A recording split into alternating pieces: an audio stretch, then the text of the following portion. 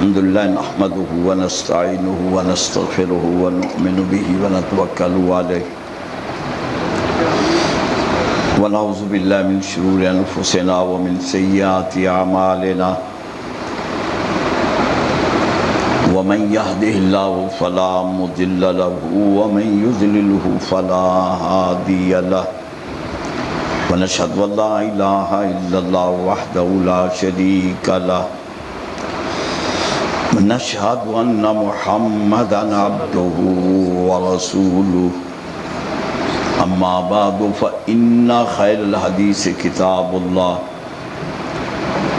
وخير الهدي هدي محمد صلى الله عليه وسلم وإن شر الأمور محدثاتها وكل محدثة بدعة وكل بدعة ضلالة وكل ضلالة في النار رب اشرح لي صدري ويسر لي أمري واحلل عقدة من لساني يفقهوا قولي اللهم انفعنا بما علمتنا وعلمنا ما ينفعنا وزدنا علما اعوذ بالله من الشيطان الرجيم بسم الله الرحمن الرحيم وَإِذْ قُلْتُمْ يَا مُوسَى لَن نَّصْبِرَ عَلَىٰ طَعَامٍ وَاحِدٍ فَادْعُ لَنَا رَبَّكَ يُخْرِجْ لَنَا مِمَّا تُنبِتُ الْأَرْضُ مِن بَقْلِهَا وَقِثَّائِهَا وَفُومِهَا وَعَدَسِهَا وَبَصَلِهَا قَالَ أَتَسْتَبْدِلُونَ الَّذِي هُوَ أَدْنَىٰ بِالَّذِي هُوَ خَيْرٌ اهْبِطُوا مِصْرًا فَإِنَّ لَكُم مَّا سَأَلْتُمْ وَضُرِبَتْ عَلَيْهِمُ الذِّلَّةُ وَالْمَسْكَنَةُ وَبَاءُوا بِغَضَبٍ مِّنَ اللَّهِ ذَلِكَ بِأَنَّهُمْ كانوا يكفرون بآيات الله ويقتلون النبيين بغير الحق ذلك بما عصوا وكانوا يعتدون. اللہ سبحانہ وتعالی اللہ مالک الملک مالک الملک اللہ خداوند قدوس کے لیے ہر قسم کی حمد و ثنا اور تمام عبادتیں خاص ہیں. اللہ کا کوئی شریک نہ ہے. اللہ ہمیشہ سے ہمیشہ رہیں گے. اللہ کی نہ کوئی ابتدا ہے نہ کوئی انتہا ہے. اسی طرح اللہ کا نہ کوئی یوم ولادت ہے نہ کوئی یوم وفات ہے. اللہ تعالیٰ ابتدا اور انتہا کی کمزوریوں سے پاک مبرہ اور منزہ ہے. حضرت صلی اللہ علیہ وآلہ وسلم کی ذات گرامی پر اللہ کی طرف سے بے شمار درود و سلام نازل ہوں، آپ کے ساتھیوں پر اور بعد میں آنے والے بزرگان دین ائمہ دین خصوصاً ائمہ حدیث پر اللہ کی رضوان اور اللہ کی رحمت نازل ہو. حضرات، یہاں کے ماحول کے بارے میں میں نے جو کچھ سنا، آپ گواہ ہیں اس بات کے کہ بات کسی اور نے چھیڑی ہے، ہم نے تو نہیں چھیڑی. بولو، ہم نے تو نہیں نہ چھیڑی بات، کسی اور نے چھیڑی، ہم نے نہیں چھیڑی. اس لیے اس گاؤں کے لوگوں سے جو انصاف پسند لوگ ہیں، میری ان سے درخواست ہے کہ بات ہم نے نہیں چھیڑی، کسی اور نے چھیڑی. اب آپ مجھے بتائیے، کسی اور نے جو بات چھیڑی، ہمیں اس کے جواب میں کوئی کہنے کا حق ہے یا نہیں؟ بولو. اب اگر کوئی یہ کہے کہ تم نے زیادتی کی، تم نے یہ، آپ بالکل یقین رکھیں میں نے کوئی لفظ ایک لفظ ایسا استعمال نہیں کرنا جو ادب و احترام کے دائرے سے باہر انتہائی ادب و احترام کے دائرے میں گفتگو کروں گا، لیکن حضرات گزارش یہ علمی بات تو کی جا سکتی ہے نا، بولو۔ میں نے جتنی بھی گفتگو کرنی ہے علمی کرنی ہے، بالکل کوئی لچر بات نہیں کرنی، نہ کسی کو دجال کہنا ہے، نہ کسی کو انگریز کی اولاد کہنا ہے، میں دلائل سے بات کروں، پھر میں بات شروع کر دوں، بولو، شروع کر دوں۔ ایک دور تھا، کسی وقت ہم سارے جتنے بھی ہیں اس وقت، وہ بریلوی ہوں، وہ دیوبندی ہوں، وہ شیعہ ہوں، وہ اہل حدیث ہوں، ہم سارے کے سارے صرف مسلمان تھے۔ ایک وقت تھا صرف مسلمان، کوئی فرقہ واریت موجود نہیں تھی۔ تاریخ گواہ ہے،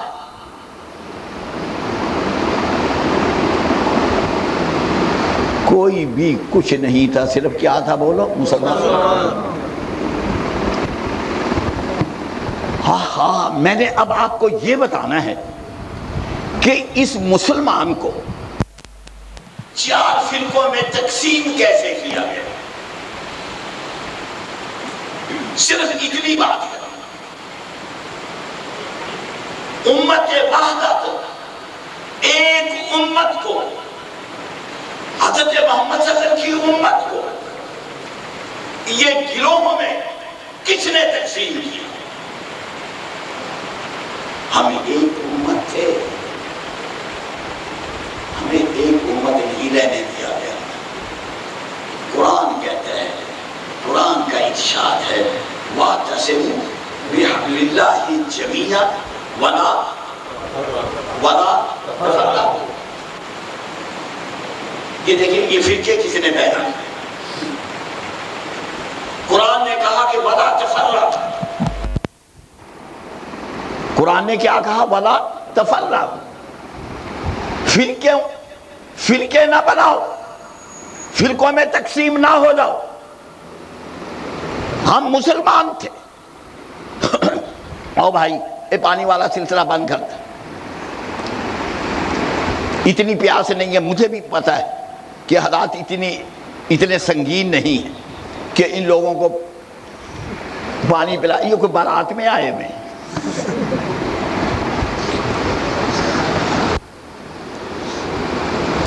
وَلَا تَفَرَّقُوا وَاعْتَصِمُوا بِحَبْلِ اللَّهِ جَمِيعًا وَلَا تَفَرَّقُوا، فرقوں میں تقسیم نہ ہو جاؤ۔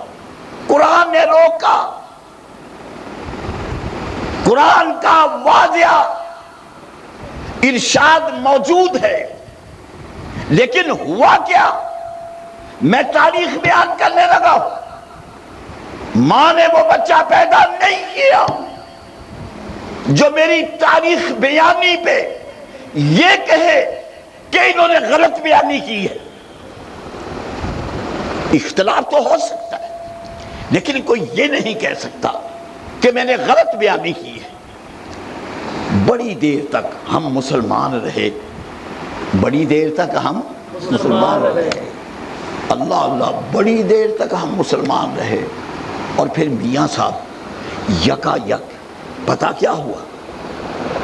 یکا یک ایک دم ہیجان پیدا ہوا، اور ہمیں اپنا نام اہل سنت والجماعت رکھنا پڑا۔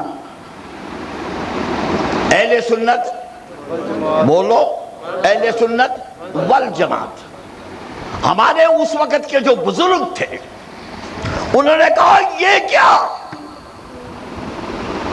مسلم سے اہل سنت والجماعت، یہ کیا؟ یہ تبدیلی کیسی؟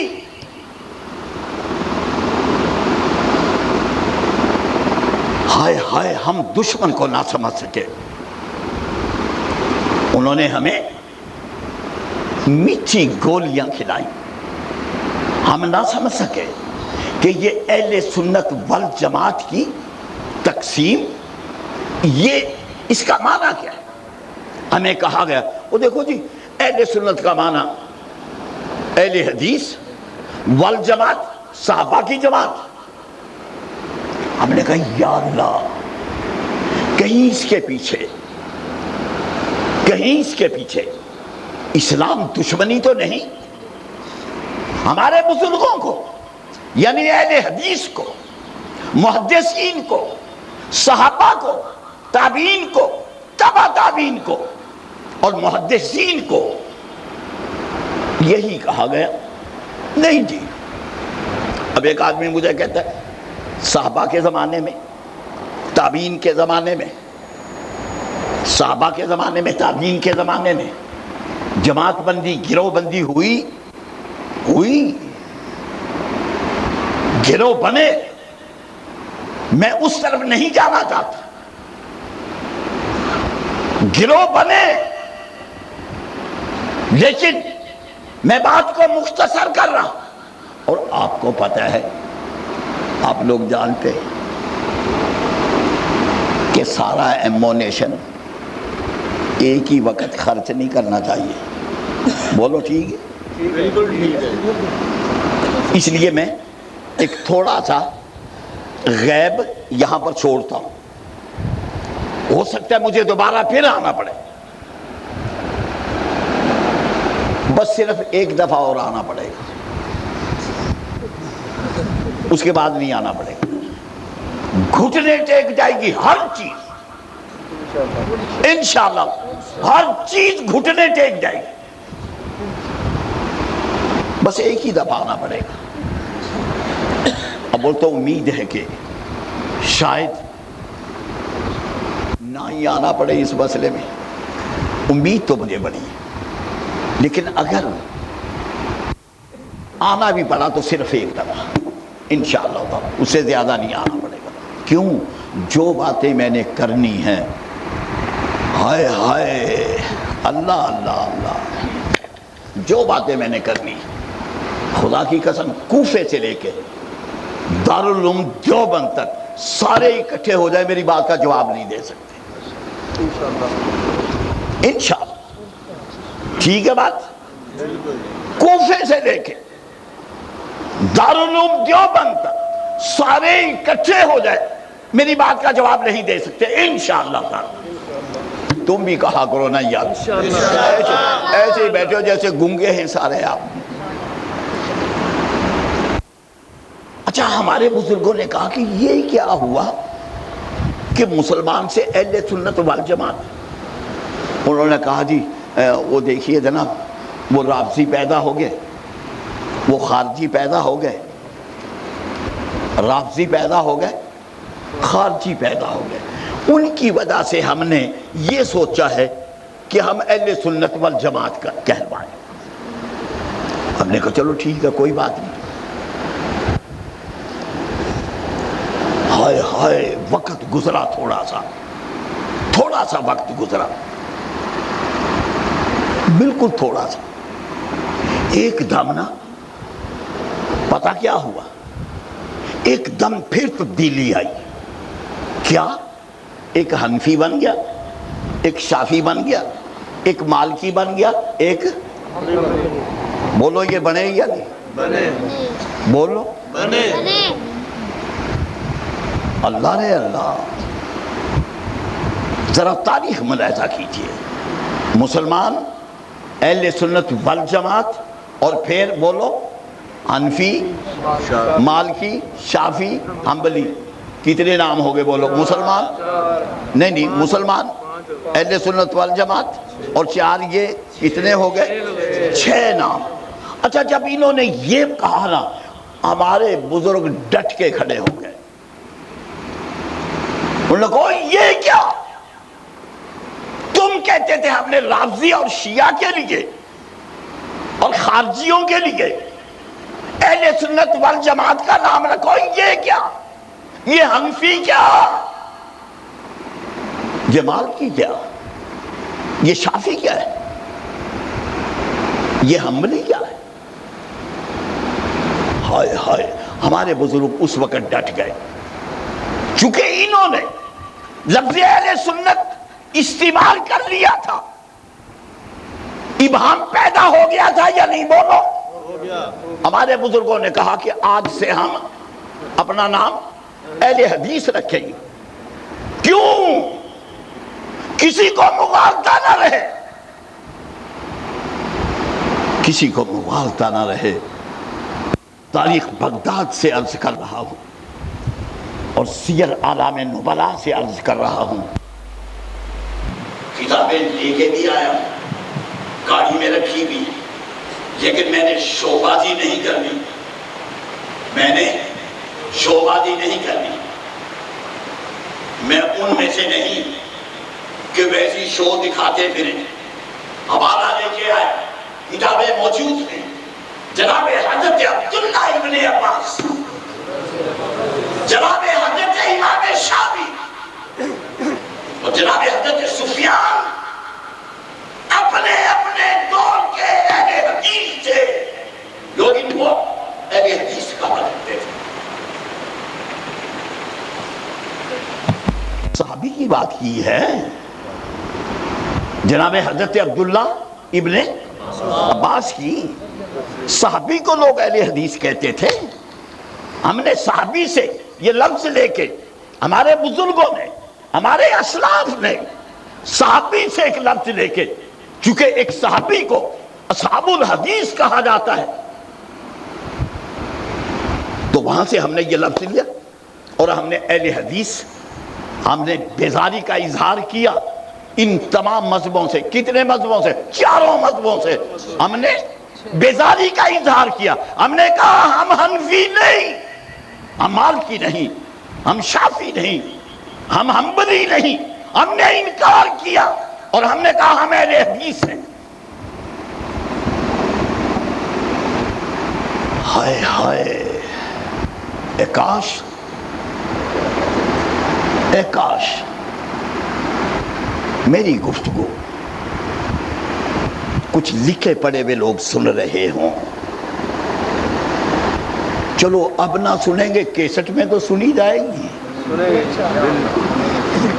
اب نہ کوئی یہاں پر موجود ہوا، کیسٹ میں تو موجود ہے نا، کیسٹ میری لے جاؤ نا صبح فیصل آباد، اور ان کو کہو کہ حنفی، مالکی، شافعی، حنبلی بننے کے بعد یکا یک راتوں رات دو مذہب اور پیدا ہو گئے، ماتریدی اور اشعری، ماتریدی اور ہم نے کہا یہ کیا؟ حنفی پہ ان لوگوں نے قناعت نہ کی، پھر اپنے آپ کو کیا کروایا؟ بولو، ماتریدی اور اشعری، ماتریدی اور اشعری۔ ہم نے کہا یہ کیا ہو گیا؟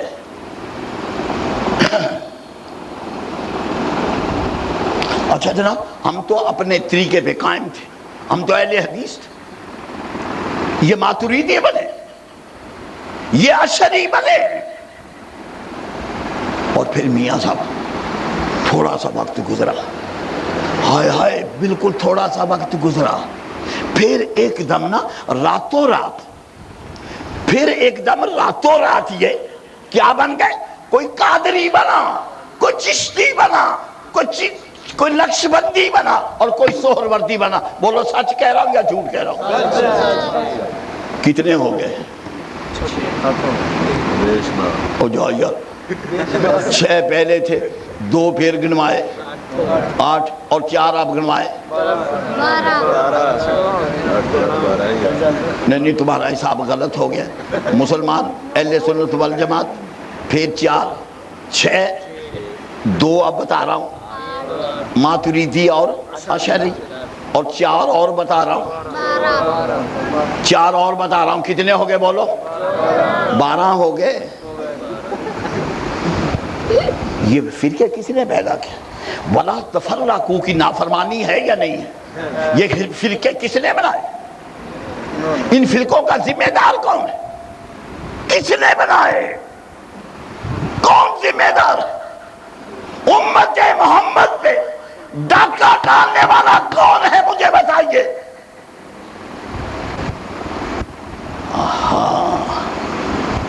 اللہ اللہ، کون دشمن بیٹھا ہوا ہے پیچھے؟ ان کی رہنمائی کرنے والا کون دشمن ہے؟ 12 فرقے بن گئے. اللہ رے اللہ، اللہ رے اللہ. ہائے ہائے، پھر تھوڑا سا وقت گزرا، اب میں ہندوستان میں آ گیا ہوں. پھر تھوڑا سا وقت گزرا، پھر یکا یک نا ایک دم ایک گروہ بریلویوں کا بن گیا، دوسرا دیوبندیوں کا بن گیا. بولو کتنے ہو گئے؟ 14. اور پھر ہائے ہائے، پھر اس کے تھوڑی دیر بعد پاکستان کی بات کر رہا ہوں، پھر دیوبندیوں میں ایک گروہ حیاتی بنا، دوسرا مماتی بنا. بولو یہ تاریخ ہے یا نہیں؟ کوئی شخص چیلنج نہیں کر سکتا. آج بھی حیاتی اور مماتی کی جنگ ہے.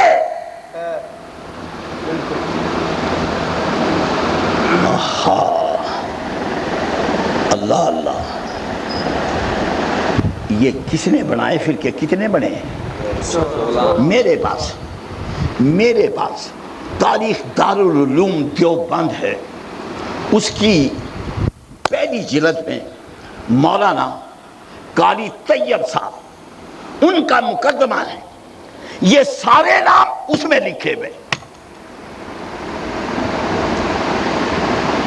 امت محمد کو فرقوں میں تقسیم کر کے، اور چھاج تو بولے سو بولے، چھاج تو بولے سو بولے، چھاننی بھی بولے جس میں سینکڑوں چھید ہیں.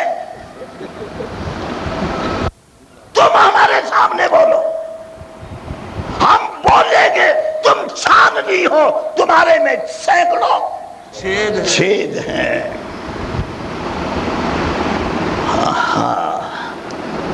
اللہ اللہ اللہ اللہ.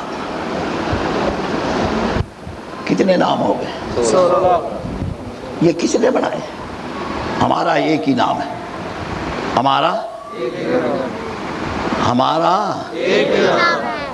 ہماری تنظیمیں مختلف ہو سکتی ہیں، لیکن اہل حدیث کا عقیدہ اور عمل ایک ہے. اہل حدیث کا عقیدہ اور عمل ایک ہے. تنظیم کے اعتبار سے اختلاف ہو سکتا ہے، میں مانتا ہوں، لیکن عقیدے کے اعتبار سے اور عمل کے اعتبار سے آج پوری دنیا میں جہاں جہاں پر اہل حدیث موجود ہیں، ہمارا عمل، ہمارا عقیدہ مشترکہ ہے، اس میں کوئی اختلاف نہیں. اللہ اللہ. ایک خواب سناؤں؟ ایک خواب سناؤں؟ بولو. ایک خواب سناؤں؟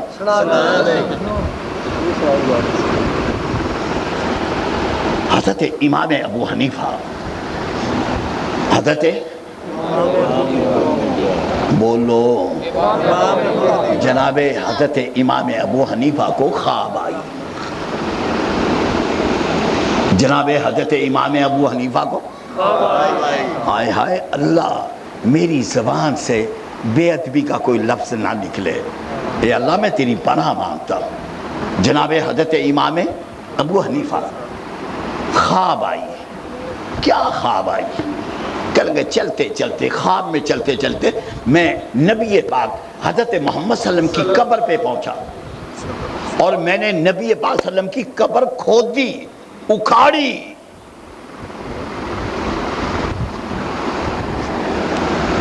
قبر کھود کے پھر میں نے رسول اللہ صلی اللہ علیہ وسلم کی پاکیزہ ہڈیاں اس طرح دامن میں ڈالی اور اپنے سینے سے لگائی. ہائے ہائے، میں مر جاؤں یا وہ مر جائے جو نبی کی قبر کھودنے کی جرات کرے خواب میں. اور پھر نبی کی بوسیدہ ہڈیاں.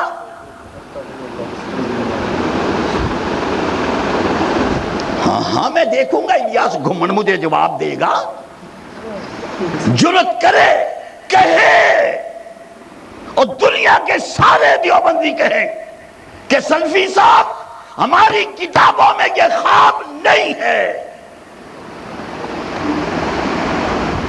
ماں نے وہ بچہ پیدا نہیں کیا جو مجھے یہ کہے کہ یہ خواب نہیں ہے۔ مجھے فرمائیے، ذہن دیکھیے، ذہن۔ اور ڈوگر صاحب کہاں چلے گئے؟ وہ جو میرے پہلے تقریر کہاں ہیں؟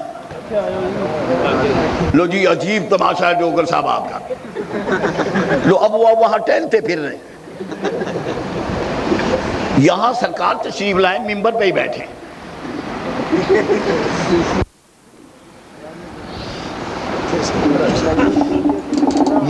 یہاں تشریف لائے، وہ جگہ ہے۔ مینو کہتے تھے وہاں آ جا کہ تو سپیکر کی 2 بات جانا شروع ہو جاتا۔ میں جب بیٹھا ہوا تھا 2 آوازیں آئی تھی۔ آپ کی عمر کتنی ہے؟ تو میری 70 سال ہے، میں بولنے دوں گا آپ کو؟ میں تو آپ کا ویسے ہی بزرگ ہوں۔ بس پھر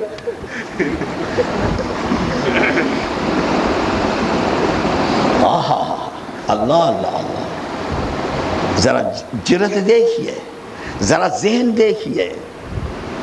خواب آ رہی ہے حضرت صاحب کو، بولو خواب جو دل میں خیال ہوگا وہ رات کو خواب بن کے آئے گا، بولو۔ یا پھر معدے کی خرابی ہوتی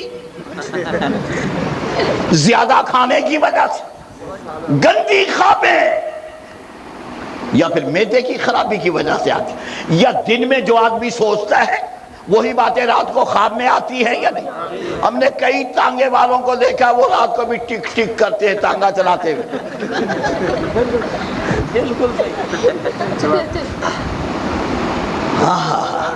اللہ اللہ اللہ۔ شمشاد سلفی نے ایک بات کہی ہے، دنیا کا کوئی لکھا پڑھا آدمی مجھے یہ کہے کہ سلفی صاحب آپ جھوٹ بول رہے ہیں، حنفیوں کی کتابوں میں یہ خواب درج نہیں ہے، آپ نے اپنے پاس سے کہا ہے۔ اور کوئی کہے آؤ میرے ساتھ قیمت لگاؤ، اگر یہ خواب حنفیوں کی کتابوں میں موجود ہو تو پھر وہ لوگ قابل مذمت ہے یا نہیں؟ ہاں بس پھر آپ سمجھ لیں کہ یہ ہے، پھر یہ سمجھ لیں آپ ہے، پھر آپ یہ سمجھ لیں کہ ہے، اور ہے اور یقیناً ہے، اور ذمہ دار میں ذمہ دار۔ آئے ہائے، میں اس ذہن کے بارے میں کیا کہوں جس کو خواب آئے تو وہ نبی کی قبر اکھاڑے اور نبی کی نعوذ باللہ بوسیدہ ہڈیاں۔ اور اہل حدیث کا عقیدہ سنو، حضرت محمد صلی اللہ علیہ وسلم اپنی قبر میں آپ کا جسد اثر آج بھی اسی طرح پاکیزہ ہے جس طرح پہلے دن پاکیزہ تھا۔ مٹی نبی کا جسم نہیں کھا سکتی، مٹی نبی کا مچھلی نہیں کھا سکتی۔ مچھلی کے منہ میں گیا تھا نا اللہ کا ایک نبی حضرت یونس، اور آگ میں گئے تھے جناب حضرت ابراہیم، جلا دیا آگ نے۔ آگ کی جرت نہیں کہ اللہ کے نبی کو جلائے، اور مچھلی کی جرت نہیں کہ وہ اللہ کے نبی کو کھائے، اور مٹی کی جرت نہیں کہ وہ اللہ کے نبی کے وجود کو اتنا سا بھی کوئی نقصان پہنچائے۔ مٹی نے جہنم میں ڈالا۔ اللہ کے نبیوں کے جسم مٹی کے اوپر حرام کر دیے گئے ہیں، مٹی اللہ کے نبی کے جسموں کو نہیں کھا سکتی۔ آج بھی میرے آقا و مولا حضرت محمد صلی اللہ علیہ وسلم اپنی قبر میں اسی طرح پاکیزہ تازہ دم آج بھی اپنی قبر میں موجود ہے۔ یہ ایک الگ مسئلہ ہے، حیات اور ممات کا مسئلہ الگ ہے، لیکن ہمارے نبی کا جسد اثر وہ لوگ قبر میں آج بھی محفوظ ہے، مٹی نہیں کھا سکتی۔ اور یہاں پر کیا ہے؟ میں نے خواب کیا بیان کی؟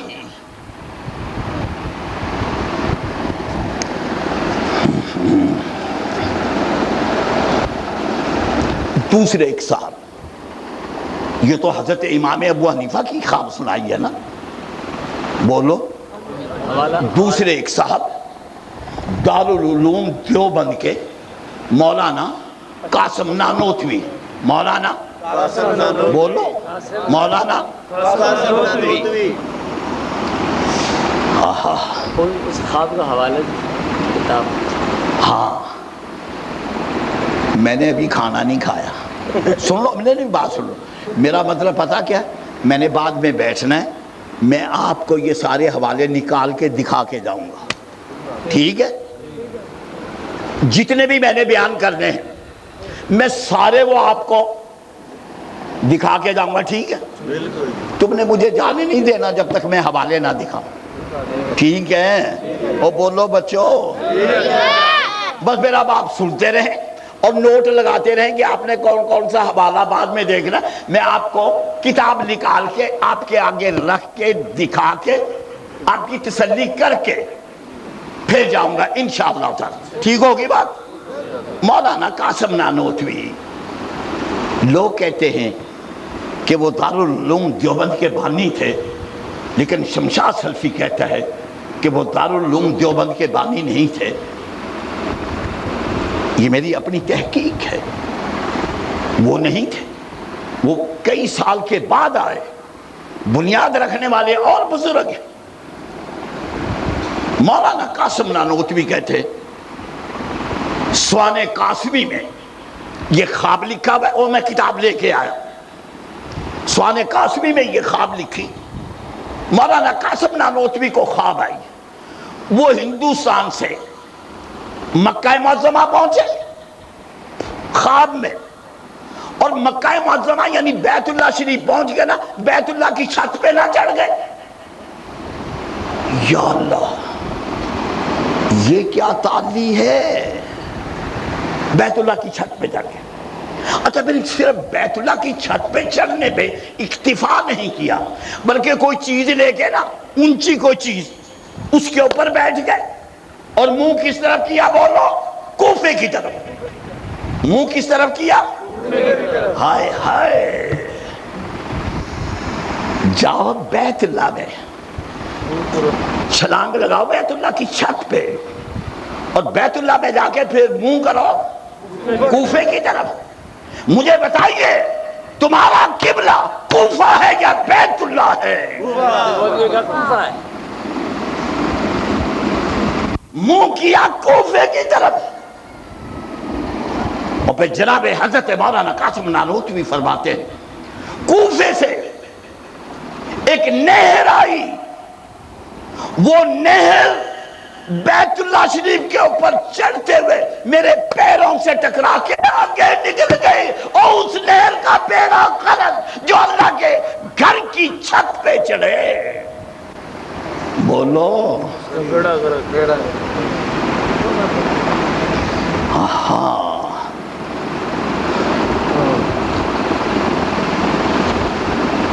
کوئی کہے کہ یہ خواب نہیں ہے، ایک اور سناؤں؟ بولو۔ مولانا قاسم نانوتوی صاحب یہ مرید بن گئے مولانا رشید احمد گنگوہی کے، اس موقع پہ ایک دن نا رسول اللہ صلی اللہ علیہ وسلم نہ آ گئے ان کے گھر، مولانا قاسم نانوتوی کے گھر، بولو مولانا قاسم نانوتوی کے گھر رسول اللہ صلی اللہ علیہ وسلم آ گئے، آئے رسول اللہ صلی اللہ علیہ وسلم اور سیدھے باورچی خانے میں گئے، وہاں مولانا قاسم نانوتوی کی بھاوج کھانا تیار کر رہی تھی، اور رسول اللہ صلی اللہ علیہ وسلم فرماتے ہیں تو اٹھ یہاں سے، تو اس قابل نہیں ہے کہ قاسم نانوتوی کے مہمانوں کا کھانا پکائے، ان کے مہمان علماء ہیں، تو اٹھ میں کھانا پکاؤں گا، اور نبی کو باورچی بنانے والوں نبی کو باورچی بنانے والوں، تمہارے خواب تمہیں مبارک، ہم ان کی مذمت کرتے ہیں، تمہارے خواب تمہیں مبارک، ہم ان کی مذمت کرتے ہیں۔ ارواح ثلاثہ نے یہ خواب لکھی ہے، نبی پاک حضرت محمد صلی اللہ علیہ وسلم، اور ہم بریلویوں کو کہیں یہ اہل توحید بنے۔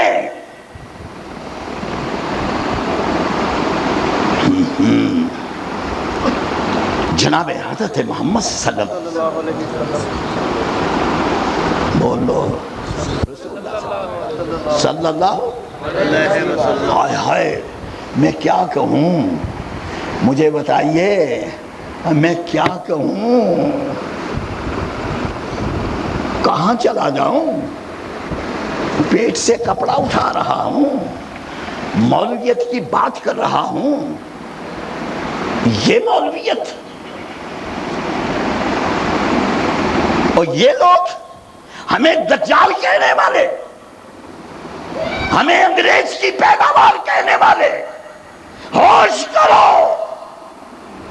ایک وقت آنے والا ہے کہ میں یہاں بیٹھ کے پوری حمزیت کو ننگا کر کے نچاؤں گا، اور پھر ان کے ہاتھ سے بات نکل جائے گی۔ میری عمر گزری ہے فقہ حنفی پڑھتے ہوئے، میں نے تو ابھی وہ مسائل نہیں چھیڑنے، چونکہ اس نے نہیں چھیڑے، میری عمر گزری ہے، مجھے فقہ حنفی الحمدللہ بالکل یاد ہے، مجھے کوئی مغالطہ نہیں، لیکن میں نے بات اسی حد تک کرنی جس حد تک کوئی ہمیں چھیڑے گا، ہم نے اس کا جواب دینا۔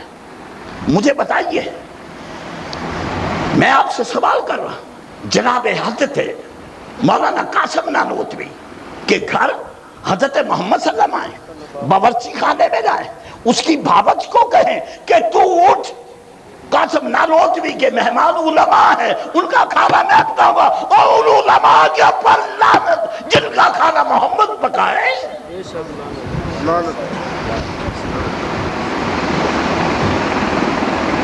بولو امام کائنات سرور کونین ہے یا نہیں؟ دونوں جہان میں جتنی بھی دنیا ہے، جتنے بھی انسان ہیں، حضرت محمد کے غلام ہیں یا نہیں؟ غلاموں کا کھانا آقا پکائے، ایسے ذہن کے اوپر اللہ کی پھٹکار ہو۔ آقا غلاموں کا کھانا پکائے، آقا غلاموں کا کھانا پکائے، ہائے یہ ذہن، اللہ اللہ، یہ ذہن۔ اب اگر کوئی شخص کہے کہ میں نے دارالعلوم دیوبند 1862 یا 66، 1862 یا سے لے کے اب تک، اگر کوئی شخص کہے کہ شمشاد سلفی نے وہ تاریخ نہیں پڑھی، وہ آدمی بڑا بے وقوف۔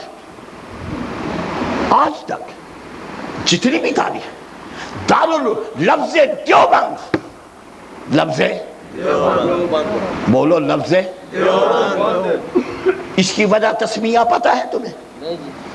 میں نہ چھیڑتا یہ بات، اگر وہ ہمیں انگریز کی پیداوار نہ کہتا میں نہ چھیڑتا بات۔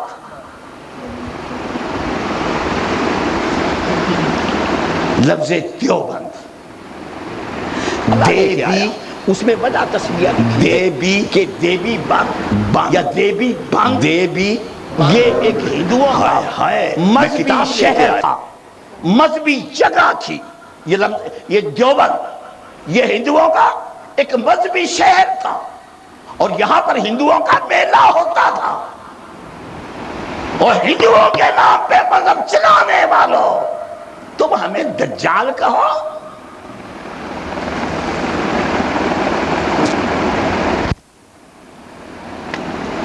بات آگے چلے گی لیکن آج نہیں، بات آگے چلے گی لیکن آج نہیں، آج صرف یہاں پر۔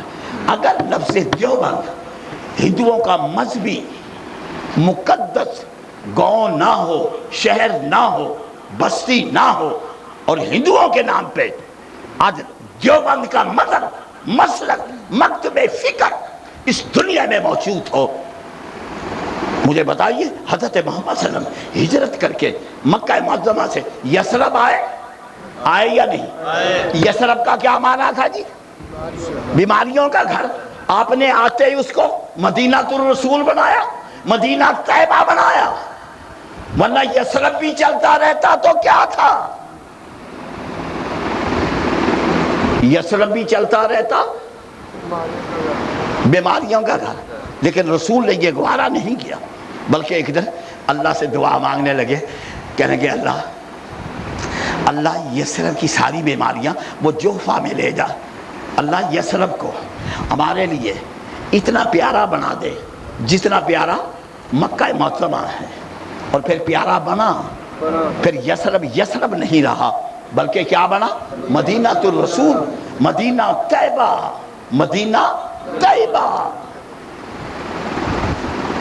ہاں تم ہندوؤں کے نام پہ، ہندو دیویوں کے نام پہ تم مذہب چلاؤ اور تانے ہمیں دو۔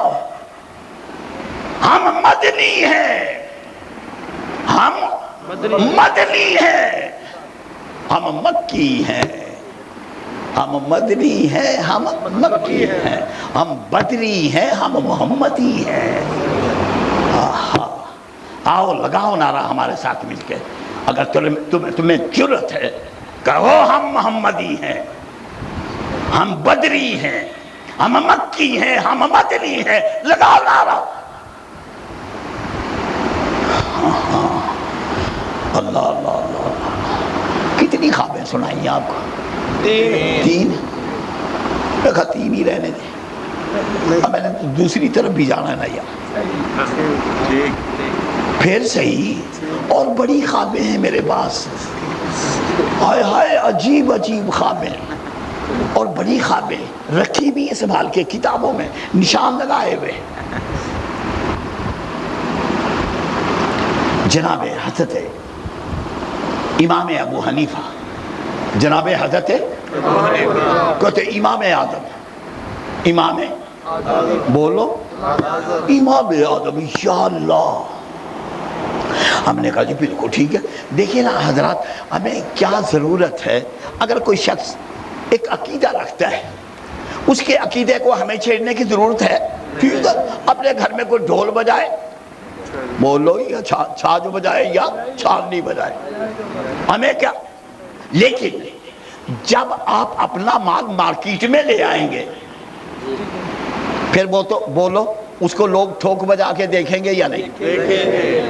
جب آپ امام ابو حنیفہ کو مارکیٹ میں لے آئے، اب ہم ٹھوک بجا کے دیکھیں گے، آپ کہیں امام ابو حنیفہ امام آدم، آپ کو حق پہنچتا ہے، لیکن ہمیں اجازت ہے یا تو مارکیٹ میں نہ لاؤ، امام صاحب کو کہیں چھپا کے رکھو، اگر مارکیٹ میں لاؤ گے تو ہم ان کو بولو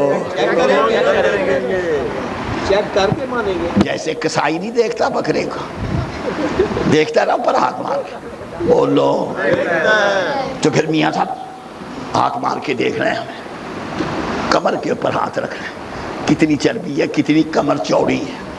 کسائی دیکھتے ہیں نا بکرے اور دبے کو، پھر دیکھیں یا تو مارکیٹ میں نہ لاؤ، اگر مارکیٹ میں لائے تو پھر امام اعظم کے نام سے لاؤ۔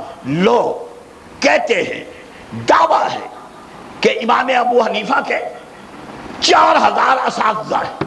کتنے ہزار؟ بولو بچو، کہتے ہیں جناب حضرت امام ابو حنیفہ کے 4000 اساتذہ ہیں۔ بھئی ہمیں کیا اعتراض؟ اللہ کرے ان کے 4 لاکھ، ہمیں تو کوئی اعتراض ہے، ہم تو ماننے والے لوگ ہیں۔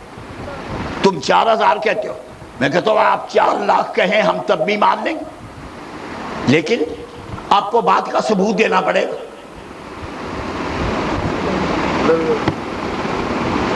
ٹھیک ہے، دیکھو نا دوائیوں پہ لکھا نہیں ہوتا میڈ ان فلاں فلاں، لکھا ہوتا ہے، نسخہ بھی لکھا ہوتا ہے، ساتھ لکھا ہوتا ہے نا نسخہ۔ مزہ آ گیا ہے۔ امام ابو حنیفہ نسخہ ساتھ لکھا ہوا 4000 استاد اور امام صاحب کو 4000 حدیثیں یاد تھی۔ کتنی حدیثیں؟ 4000۔ امام صاحب کو کتنی حدیثیں یاد تھی؟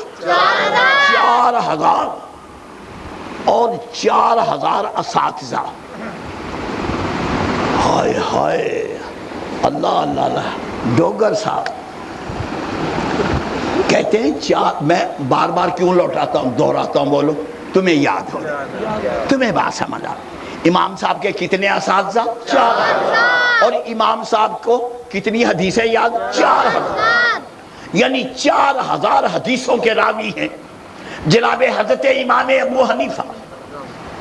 او یا چھوڑی،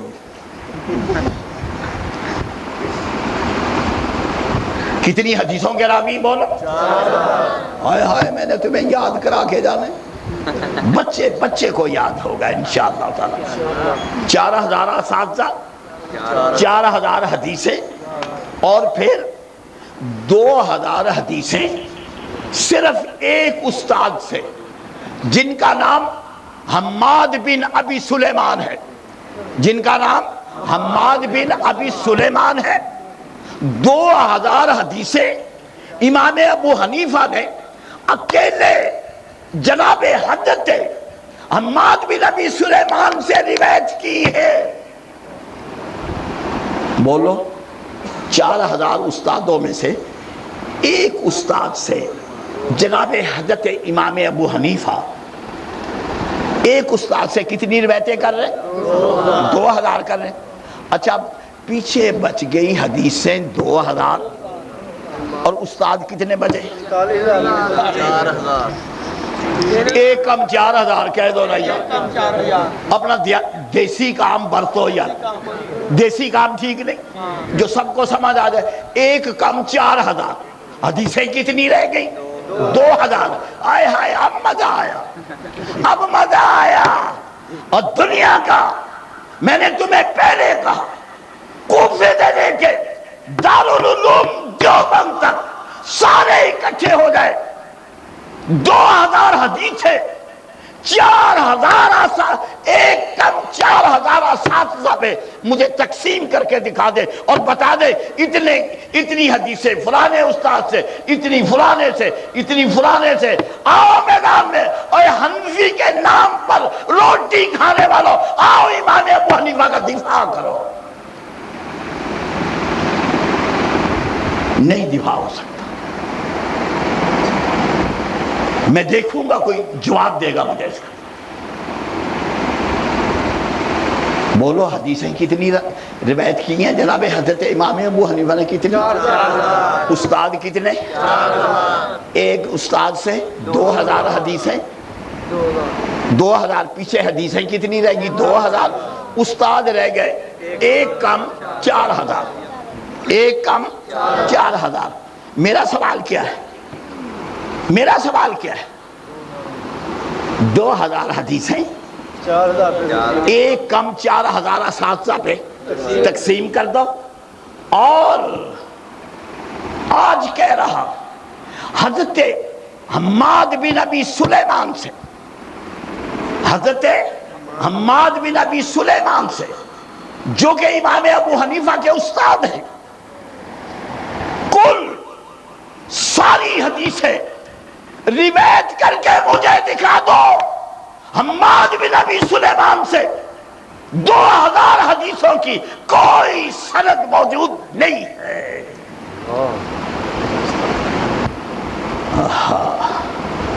میں نے آپ کو پہلے کہا تھا، ماں نے وہ بچہ پیدا نہیں کیا جو شمشاد سلفی کی بات کا، شمشاد سلفی کے سوال کا جواب دے جائے۔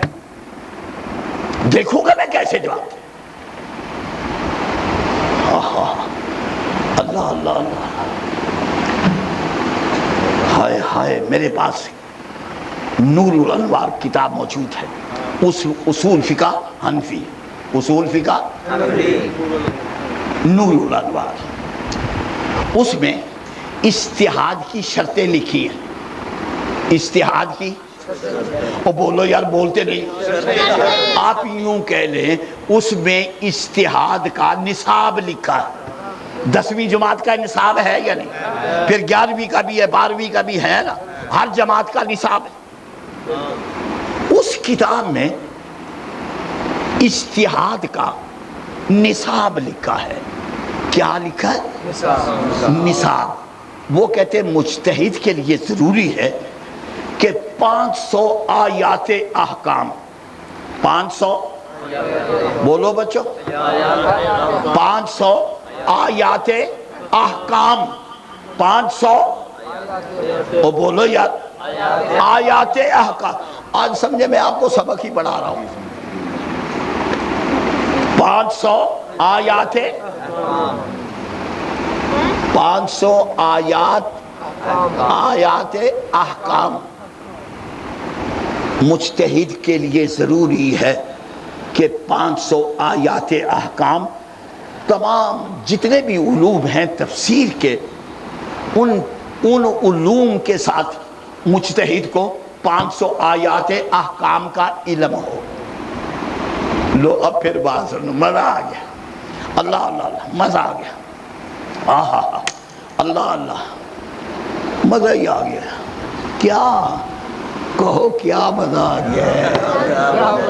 امام ابو حنیفہ ایک دن تشریف فرما، ایک صاحب آ گئے، چلیں گے جناب امام صاحب یہ جو فلانی آیت ہے نا قرآن کی، اس کی کیا تفسیر ہے، اس کا کیا معنی ہے؟ کیوں جناب، سوال اچھا ہے یا نہیں؟ سوال اچھا ہے یا نہیں؟ ایک آدمی آیا، وہ حضرت امام ابو حنیفہ سے کہتا جناب امام صاحب اس آیت کا تفسیر کیا ہے؟ کہا تجھے کیسے جرت ہوئی ہے میرے سے پوچھنے کی؟ کیسی جرت ہوئی ہے تجھے میرے سے؟ ہاں ذرا الفاظ ملاحظہ کیجئے۔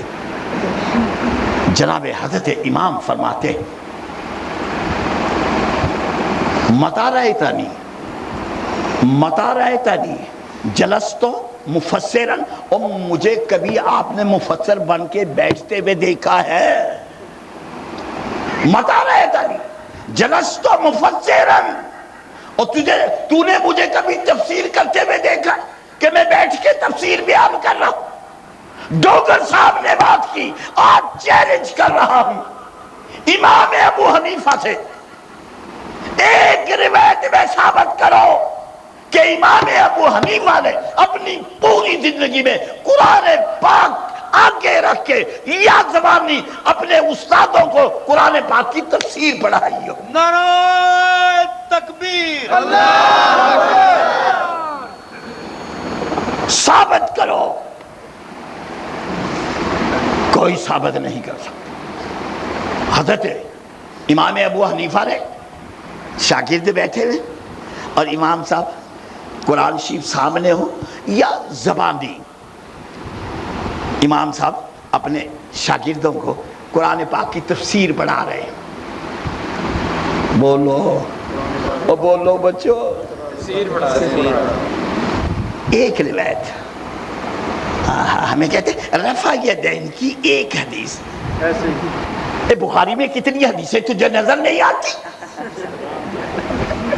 مسلم میں کتنی، ترمذی میں کتنی، اور حدیث کی جتنی بھی سیاحہ کی کتابیں وہاں تجھے نظر نہیں آتی؟ چل جواب دے۔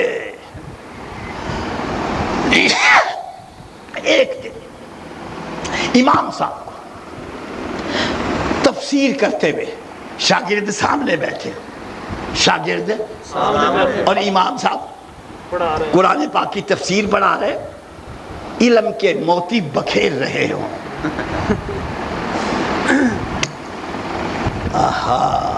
بات تمہیں سمجھ آئی ہے یا نہیں؟ بول لو، سمجھ آ رہی ہے نا لوگوں سے؟ اور ذرا آگے چلوں، تھوڑا سا آگے چلوں۔ کہتے ہیں اور مجھے کب دیکھا ہے تو نے تفسیر بیان کر؟ میں نے کبھی تفسیر بیان کی؟ میں نے کبھی تفسیر بیان کی؟ کیوں پوچھتا ہے میرے سے؟ اگر امام ابو حنیفہ کو قرآن کی تفسیر نہیں آتی، امام اعظم ہے؟ کس بنا پر؟ قرآن کی تفسیر نہیں آتی،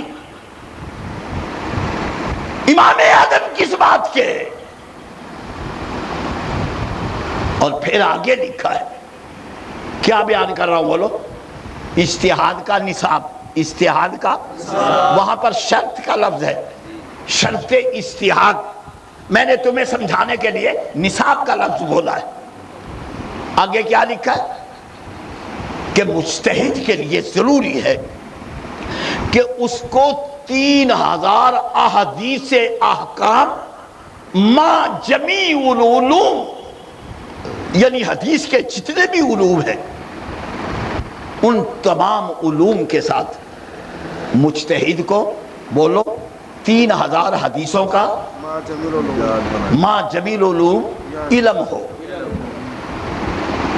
اگر نور الانوار میں یہ حوالہ نہ نکلے، جو دو باتیں میں نے کی ہیں، اگر یہ نہ نکلے، میں ڈوگر صاحب کی طرح تو نہیں کہتا میرے پاس تو 50,000 روپیہ ہے نہیں بھائی میرے پاس انعام و نام کوئی نہیں، نہ میں گردن اتروا سکتا، یہ ڈوگر صاحب کا ہی کام ہے۔ اللہ ڈوگر قوم ہی ایسی ہوتی، لڑنے جھگڑنے والی، مار کٹائی کرنے والی۔ بھی میرے پاس تو پیسے نہیں، میں اتنی بات ضرور کہتا ہوں، اگر کوئی مجھے یہ چیزیں دکھا دے یا یہ کہے کہ یہ حوالہ ہماری نور الانوار میں نہیں ہے، تو یہ احمد نذیر میرا بچہ یہاں بیٹھا ہے، اس کو پکڑ کے نا اس کو جیل میں دے دو۔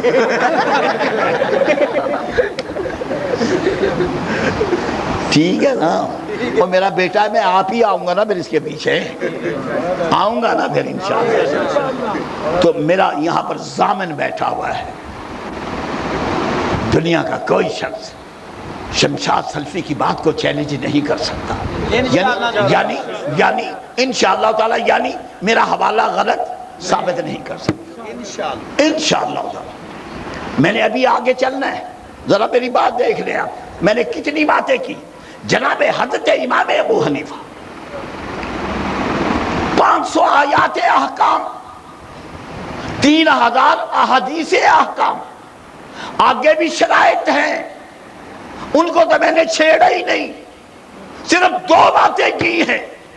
اگر کوئی شخص امام صاحب کو 500 آیات احکام اور 3000 احادیث احکام اگر کوئی ثابت کر دے، کوئی رعایت نہ کر دوں تھوڑی سی، 3000 ہی رہنے دے، کر بھی دیو تب بھی کوئی حرج نہیں، اگر بھی دیو کوئی حرج نہیں، 2000 نہ کر دیں، ہمیں 500 کر دیو تب بھی کوئی حرج نہیں۔ اللہ رے اللہ، اللہ رے اللہ، دنیا کی کوئی طاقت امام ابو حنیفہ کو، ہائے ہائے میں کہاں چلا گیا، کیسی قوم سے واسطہ پڑ گیا ہے۔ جناب حضرت امام ابو حنیفہ سے 3000 حدیثوں کی روایت، اور پھر بھی وہ احادیث بھی احکام کی، کوئی ثابت کر سکتا ہے؟ بتائیے، جب ثابت نہیں کر سکتا امام اعظم کیسے مانے؟ بولو۔ جناب حضرت امام مالک کی کتاب، حدیث کی کتاب موطا، جناب حضرت امام شافعی کی کتاب کتاب العلوم اور الرسالہ، 2 کتابیں موجود ہیں، اور امام احمد بن حنبل کی کتاب المسند پتہ نہیں کتنی جلدوں میں ہے، اب جو نئی چھپی ہے، بہترین قسم کی لکھائی چھپائی، نمبر لگے ہوئے، خدا کی قسم دل کرتا ہے کہ کتاب پڑھتے رہیں۔ حضرت ائمہ ثلاثہ اور وہابیوں، تمہیں یاد رکھنا چاہیے، یہ امام تینوں، امام مالک، امام شافعی، امام احمد بن حنبل، بولو یہ ہمارے امام ہیں، اہل حدیث کے امام ہیں۔ انہوں نے کیا کیا؟ انہوں نے کیا کیا؟ اپنے امام کے اوپر پردہ ڈالنے کے لیے انہوں نے 3 یہ ساتھ ملا کے بزرگ ہمارے، یہ 3 بزرگ ملا کے